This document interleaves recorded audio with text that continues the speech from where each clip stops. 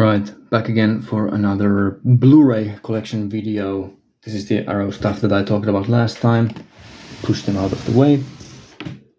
And moving on, I have a couple of limited editions here still left and then some standards.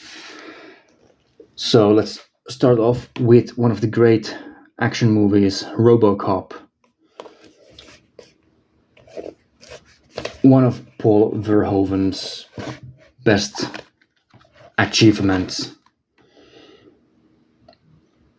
Very violent, very dark, and like Paul Verhoeven always does, this is apparently some sort of a social commentary, I guess, but he completely fails at it because he's trying to criticize like the militarization of police force and police brutality by creating a completely unhinged city full of violent criminals and then a police officer who just cleans up the whole city, and it's a much better place for everyone to live in. So how did that go, Paul Verhoeven? Not exactly like you intended.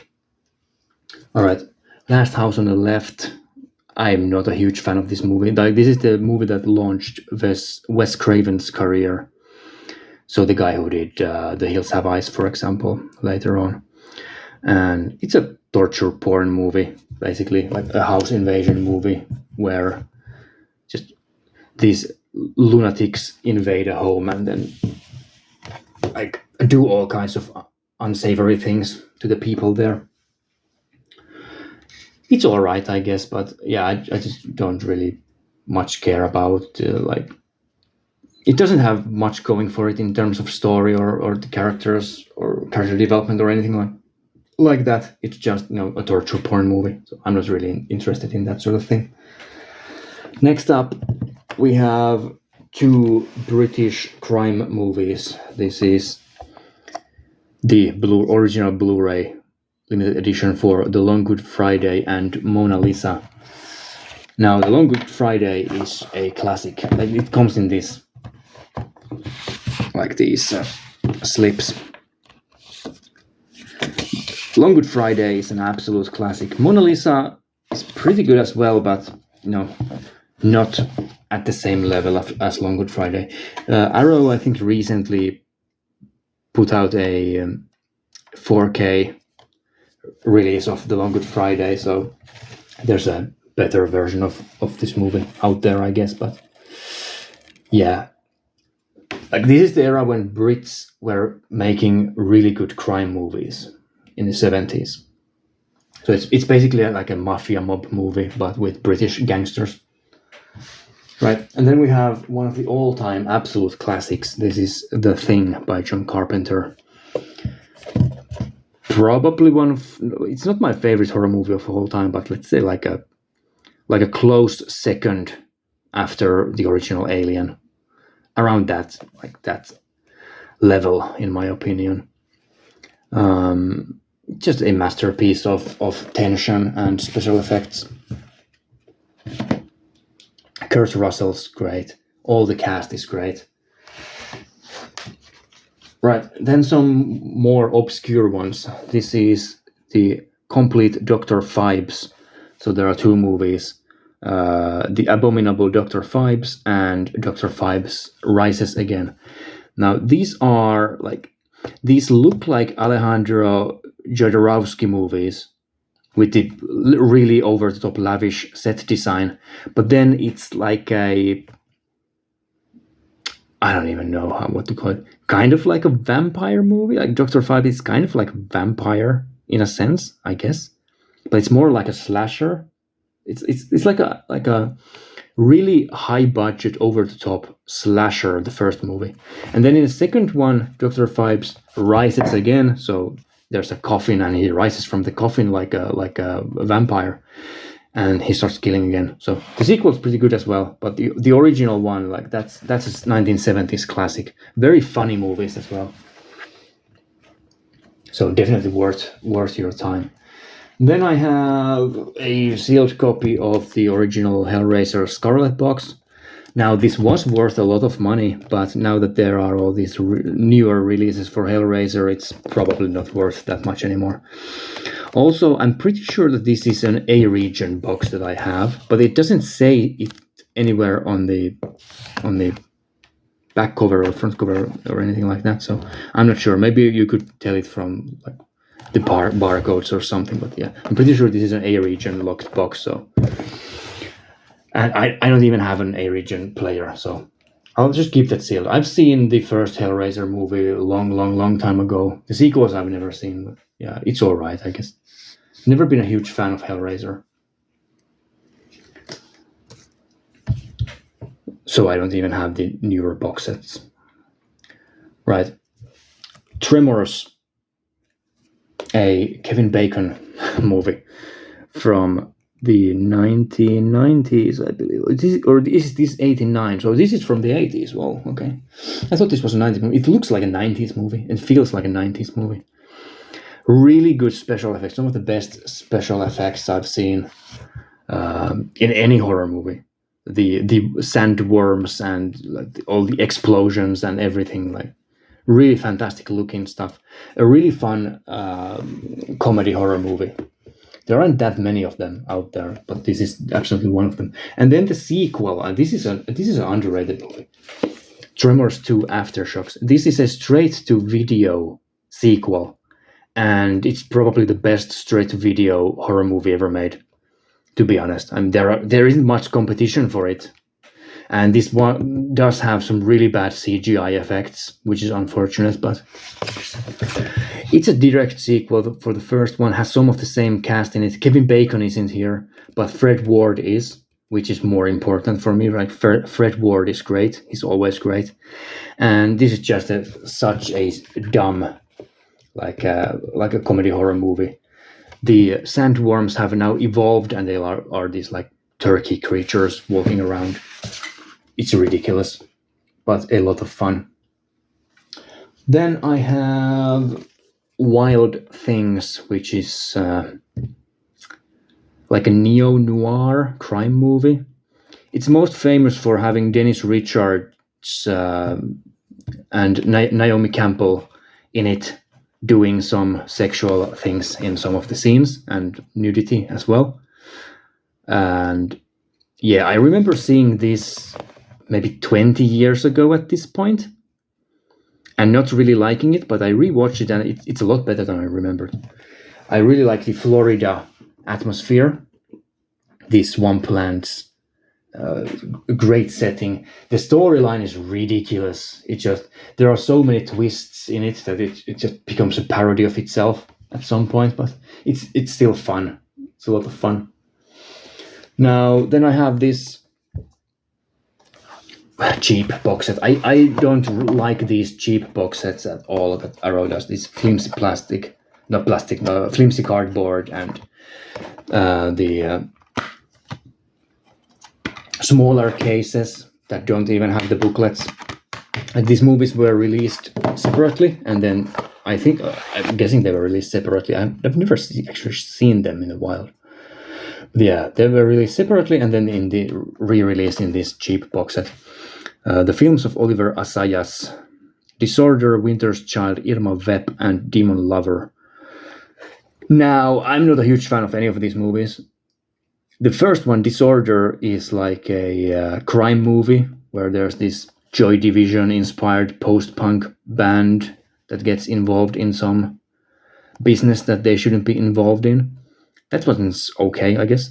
Winter's Child, I can't even remember what that movie is. What is it? Two Couple Tragedy of Passion. Oh, it's the movie with the pregnant people. Yeah, it's bad. Don't watch that one. Just a waste of time. Demon Lover is a strange one. A really strange one. In a bad way. I guess the movie just falls apart. It's an interesting idea executed in a really strange fashion. It has good actors in it, like Chloe Sevigny and so on. Yeah, it deals with a corporation that's looking to move into the Japanese hentai market, and it's really strange. And then Irma Webb, this is probably the best movie in the box set. Has Maggie Cheung as the main actor or actress, which is always a great thing. Maggie Cheung is fantastic. And it's a movie about making movies, so it's like a meta movie in the same fashion as something like, it says so here, Francois Truffaut's Day for Night, something like that. Again, is it a great movie? Not really, but it's worth a watch, I think. And then lastly, I have here one of the Jüri Butgereit movies. This is Scram, and I'm absolutely not going to show anything from this box set because there are pictures of gore and naked mutilated bodies. If I just show anything from there, not a huge fan of this guy, but this is probably one of the more watchable movies that he's made. It deals with a serial killer who accidentally ends up killing himself, and he's just laying there on the floor, reminiscing about his life and how everything went wrong, just killing people and doing all kinds of stuff that he probably shouldn't be doing. So that's the limited editions for the movies that I've watched. Then I have here stacks of just regular editions that I'll go through pretty quickly. First up, we have Hell Comes to Frogtown. Doesn't have a booklet, unfortunately. This has the WWF wrestler Roddy Piper as the main character. It's like Mad Max, but with frog people in it. So if you're into frog people, there's that. It's actually pretty enjoyable action sci-fi movie. Then we have Hellgate. Does have the booklet as well. A very mediocre American horror movie. The Hellgate itself, I think it's like an abandoned amusement park or something like that, if I remember correctly. And it has some cool special effects in it, it's a biker movie as well. So there's this biker gang, and not much to say about that one. Hitchhike to Hell. I was positively surprised by this one. Serial killer movie. The main character is kind of funny. It's this guy who is just he's trying to find a woman who is pure and clean, and all the women he runs across are just dirty people who are into all kinds of depraved stuff, and he has to kill them because there's no other way. It's a really silly serial killer movie. The main actor is really good. He really sells the character as this sort of pathetic loner type of guy. Then I have here Howling 2, the full title of which is Howling 2. What is it called? Why doesn't it say it here? Howling 2, Your Sister is a Werewolf, or something like that. It's a really low budget, bad sequel for the Howling movie, the original Howling, the werewolf movie. And the special features for this Blu-ray are better than the main movie. Like there's a director's interview where he talks about all the things that went wrong with the production and how he was messed with by the producers and everything. And there's the explanation for why the movie ended up being as bad as it is. So I think that story is more interesting than the actual movie. But it does have what is the name of the main female character? Sybil something. Sybil Danning. Yeah, it does have Sybil Danning's Sybil Danning naked in multiple scenes. So there's that as a positive, I guess.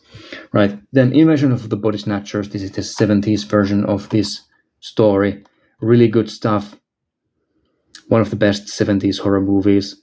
Donald Sutherland is amazing here. Just a classic sci-fi horror movie. Next up, Nico Mastorakis returns with Island of Death, which is just it's something. It has everything in it. The story behind this movie is basically Nico Mastorakis saw Texas Chainsaw Massacre, the original one from '73, and he thought, well, I could make a movie like that, but even more outrageous, and I'd make a ton of money. So he made Island of Death, which is just full of bestiality, murder, rape, like explicit scenes of gore and sexual violence, and just every unpleasant thing that you can think of is put into that one movie. And yeah, it's pretty gruesome, and it's not very like good, like in any way, but it's worth one watch, I guess. Next up, Ivan's Ecstasy. This is a 2000s neo-noir movie. Not that great. It reminds me a lot of the like 2010s David Cronenberg movies. Like this is from before that. This is from like 2001 or something. No, it's 99. Yeah, it reminds me a lot of like later Cronenberg movies where it's just there's these Hollywood actors who are just lazing around, like doing nothing, depressed, bored out of their minds, doing drugs and that sort of thing. Not the greatest movie, but again, I guess something that's worth one watch, maybe. Now, Killer Clowns from Outer Space. This one is worth 100 watches. A fantastic comedy horror movie. One of the best at that. This is a sealed copy. It's not... I think this is out of print as well. I think this movie is completely out of print. This is one of the reprints, so not the original pressing. Yeah, a really, really, really fun 80s horror movie. Does it say what year it came out?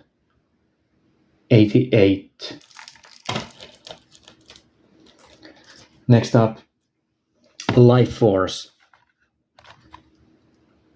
by Tobe Hooper, so Chainsaw Massacre guy.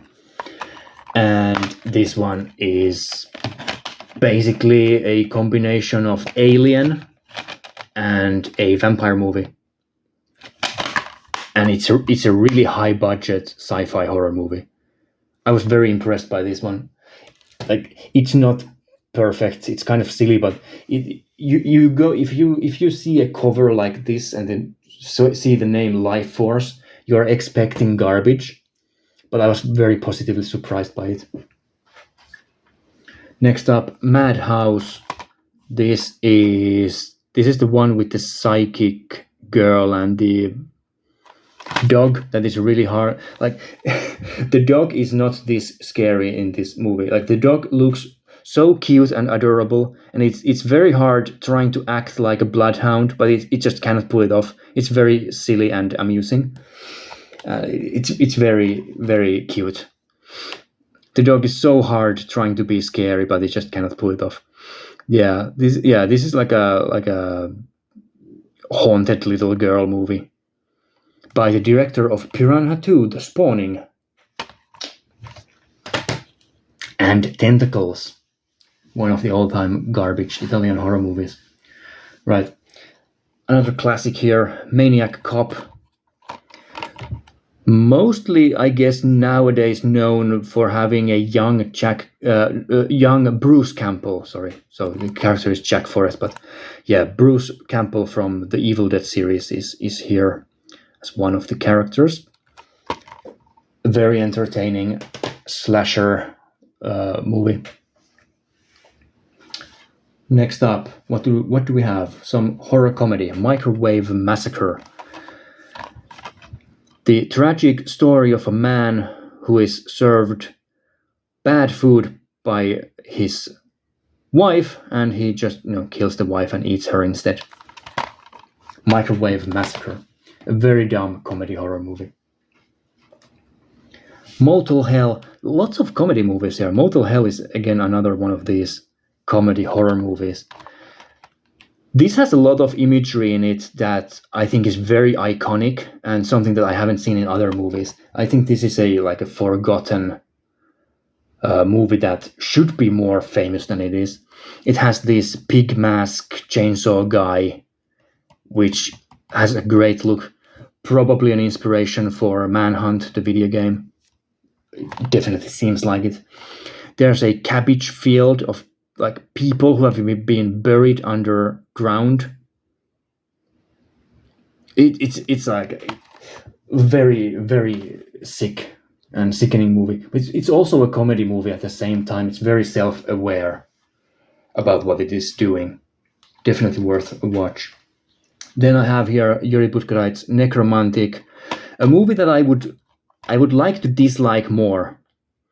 I wasn't. There are some scenes in this that are quite striking. The imagery is very harrowing and quite unique, and the lo-fi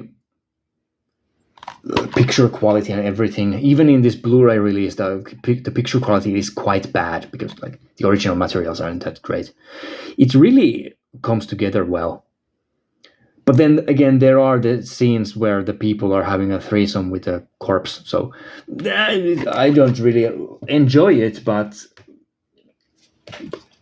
in some sense I kind of appreciate what they're doing there. Right. Night of the Comet, wasn't really a huge fan of this one. It's a zombie movie, like a post-apocalyptic zombie movie set in California. The main characters are these young women or young girls who are trying to survive in a zombie apocalypse. Nothing special in my opinion. There's also a newer release for that by 88 Films, which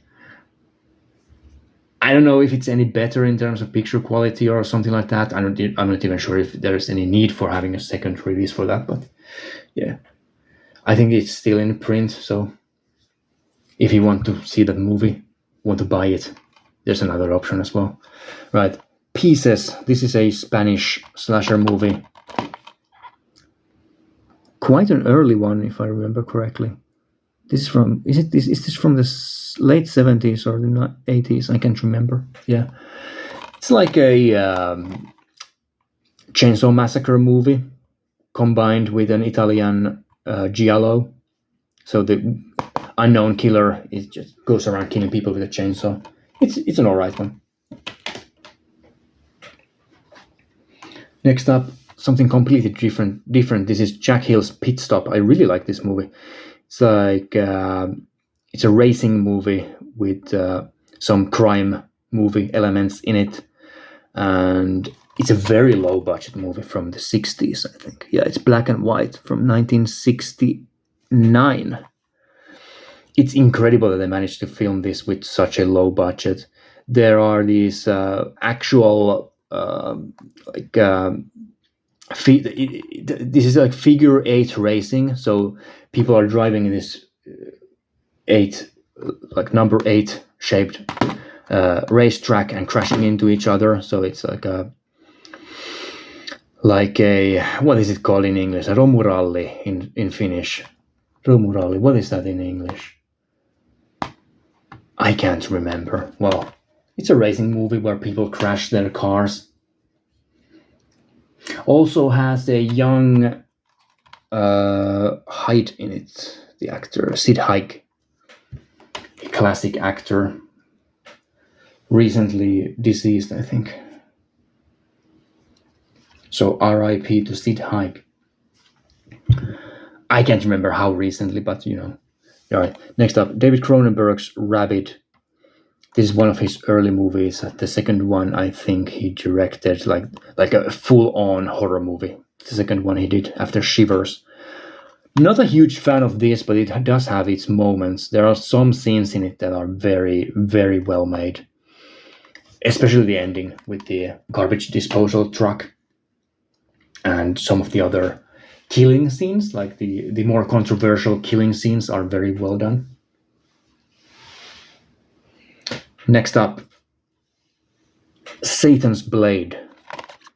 What is this? This is some kind of slasher movie.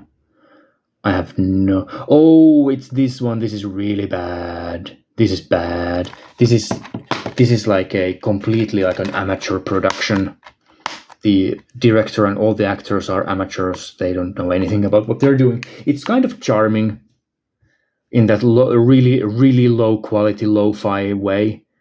But also just, I don't think it's worth watching, really. Satan's Blade. Next up, Scared Stiff.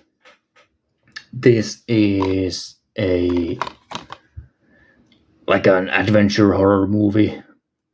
Your typical story. People are living in a house, and the house was built on top of a Native American like graveyard or something, and there are these relics, and that some of these monsters. You know the typical stuff. Nothing special about this one. It's worth one watch, I guess, if you're really in need of something to watch. Next up, Slugs. This is by the same guy who directed Pieces, so another Spanish horror movie. Underrated one. This one is good. The slugs are really funny.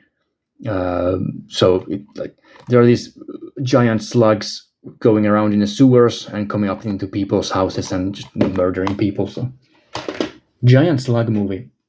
Very funny.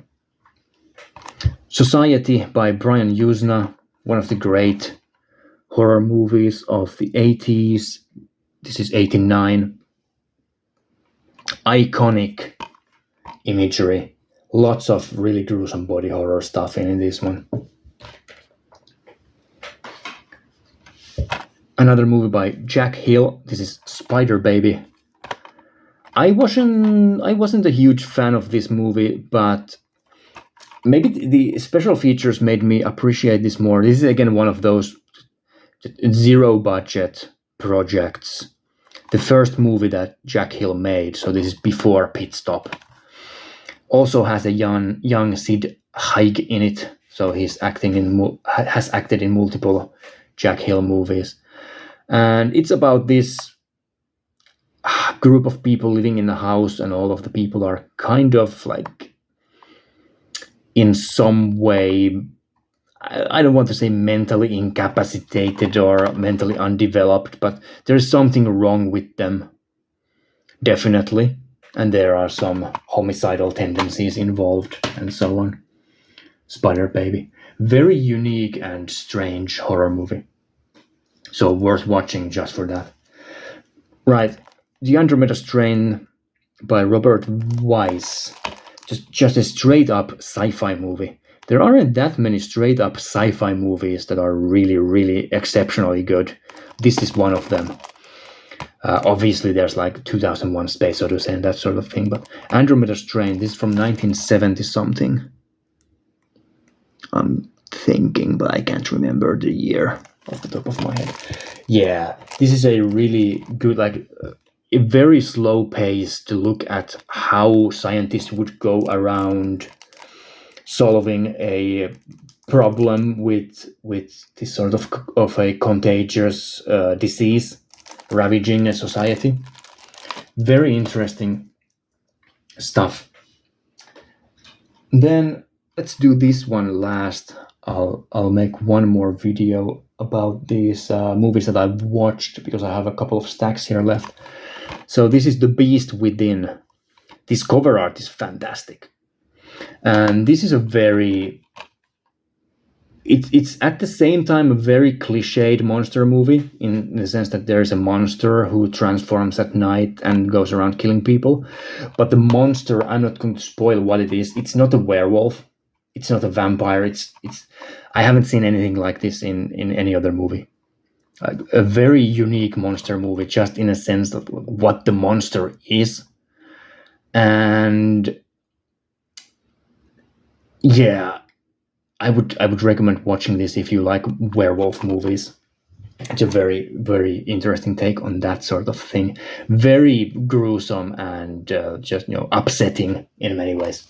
So it's definitely not a fun movie to watch.